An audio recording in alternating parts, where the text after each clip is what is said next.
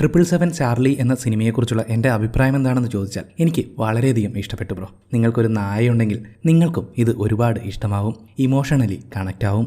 ഇനി നായയില്ലെങ്കിൽ കൂടി ഇഷ്ടമാവും. കണ്ടു തീരുമ്പോൾ അതുപോലൊരു നായ ഉണ്ടെങ്കിലെന്ന് നിങ്ങൾ ആഗ്രഹിച്ചു പോവും, എനിക്കുറപ്പാണ്. Now we will dive into the detailed review of the movie 777 Charlie, directed by Kiran Raj, starring Rakshith Shetty, Raj B Shetty, സംഗീത ശൃംഗേരി, ബോബി സിംഹ.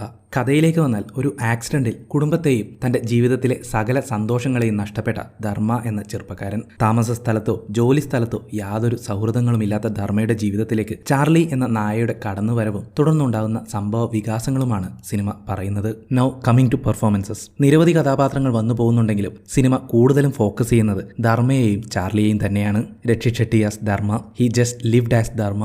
ആ കഥാപാത്രത്തിന്റെ emotions, rough and arrogant attitude എല്ലാം വളരെ മനോഹരമായി തന്നെ, കൺവിൻസിംഗ് ആയി തന്നെ രക്ഷിത് സ്ക്രീനിൽ പ്രസന്റ് ചെയ്തിട്ടുണ്ട്. ചാർലി എന്ന നായ ഉഫ്, ജസ്റ്റ് വാവ് എന്ന് തന്നെ പറയണം. ചാർലിയുടെ സന്തോഷവും സങ്കടവും കാണുന്ന പ്രേക്ഷകന്റെ കൂടിയായി മാറുന്ന രീതിയിൽ തന്നെ ആ നായയെ പ്രസന്റ് ചെയ്ത ഹോൾ ടീമിന് ഒരു ബിഗ് സല്യൂട്ട്. നായികയായി വന്ന Sangeetha Sringeri was okay in her role. കഥാഗതിയിൽ നല്ല ഇമ്പാക്റ്റുള്ള കഥാപാത്രമാണ്. അതുകൊണ്ട് തന്നെ കുറച്ചുകൂടി നാച്ചുറലായി പെർഫോം ചെയ്തിരുന്നെങ്കിൽ നന്നായിരുന്നു എന്ന് പലപ്പോഴും തോന്നി. എൻ്റെ മാത്രം അഭിപ്രായമാണ് കേട്ടോ. Raj B Shetty done justice to his character. പിന്നെ ബോബി സിംഹ. സ്ക്രീൻ സ്പേസ് കുറവായിരുന്നെങ്കിലും കുറച്ച് രംഗങ്ങൾ കൊണ്ട് തന്നെ നല്ലൊരു ഇമ്പാക്റ്റ് ഉണ്ടാക്കിയെടുക്കാൻ സിംഹയുടെ പെർഫോമൻസിന് സാധിച്ചു. പിന്നെ എടുത്തു പറയേണ്ടത് ഒരു കൊച്ചു കുട്ടിയാണ്. പുള്ളിക്കാരിയുടെ പെർഫോമൻസ് വളരെ ക്യൂട്ടായി തന്നെ ആ കുട്ടി സ്ക്രീനിൽ നിറഞ്ഞു നിന്നു. Now the technical aspects. Cinematography by Arvind Kashyap was excellent. സ്ക്രീനിലുള്ള each and every emotions captured and visualised very well.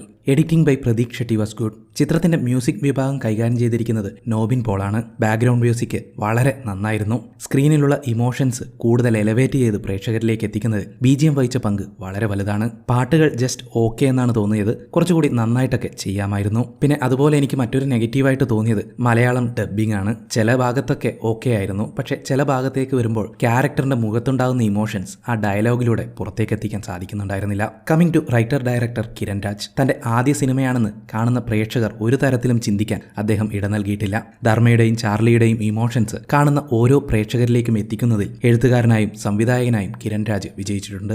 ആദ്യ സിനിമയ്ക്ക് സിമ്പിൾ യെറ്റ് പവർഫുൾ കഥാപരിസരം തന്നെ തിരഞ്ഞെടുത്തതിൽ അദ്ദേഹം കയ്യടി അർഹിക്കുന്നു.